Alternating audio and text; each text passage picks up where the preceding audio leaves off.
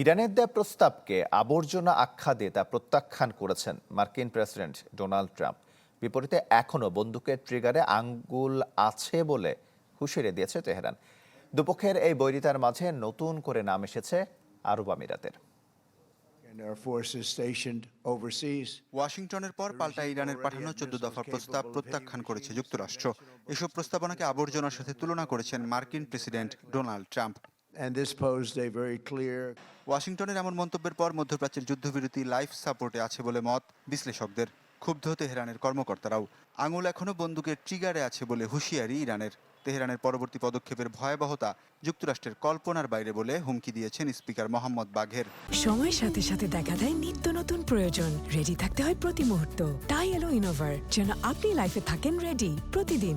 Innova, designed for now.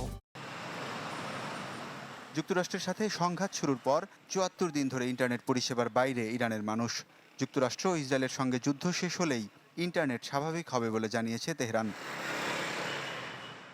উপসাগরীয় দেশগুলোর সাথে বৈরিতা বাড়ছে তেহরানের। কাতারের অভিযোগ, হরমুজ প্রণালীকে অস্ত্র বানিয়ে মধ্যপ্রাচ্যের দেশগুলোকে ব্ল্যাকমেইল করছে ইরান। ওয়াল স্ট্রিট জার্নালের এক প্রতিবেদন বলছে যুক্তরাষ্ট্রের সাথে নীরবে ইরানের বিরুদ্ধে যুদ্ধ চালিয়ে যাচ্ছে সংযুক্ত আরব আমিরাত। যুদ্ধবিরতির ঠিক আগ মুহূর্তে ইরানের লাভান দ্বীপের একটি তেল শোধনাগারে হামলা চালিয়েছে আমিরাত। এতে ভয়াবহ অগ্নিকাণ্ডে অচল হয়ে পড়ে স্থাপনাটি।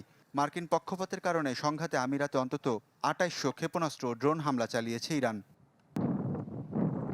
ইরান যুক্তরাষ্ট্র দ্বন্দ্বের মাঝেই মধ্যপ্রাচ্যের আরেক দেশ লেবাননে আগ্রাসন অব্যাহত রেখেছে ইসরায়েল। যুদ্ধবিরতি লঙ্ঘন করে দেশটির বেশ কয়েকটি অঞ্চলে হামলা চালিয়ে যাচ্ছে জায়নবাদীরা। এতে এ পর্যন্ত প্রাণ গেছে অন্তত ৩৮০ জনের। একই সাথে পশ্চিম তীরেও অবৈধ বসতি স্থাপন সম্প্রসারণ করে যাচ্ছে আইডিএফ। এমন অবস্থায় ইসরায়েলের ওপর নতুন করে নিষেধাজ্ঞার সিদ্ধান্ত নিয়েছে ইউরোপীয় ইউনিয়ন। যদিও কোনো পদক্ষেপই কাজে আসবে না বলে মত ইসরায়েলি প্রধানমন্ত্রী বেনিয়ামিন নেতানিয়াহুর।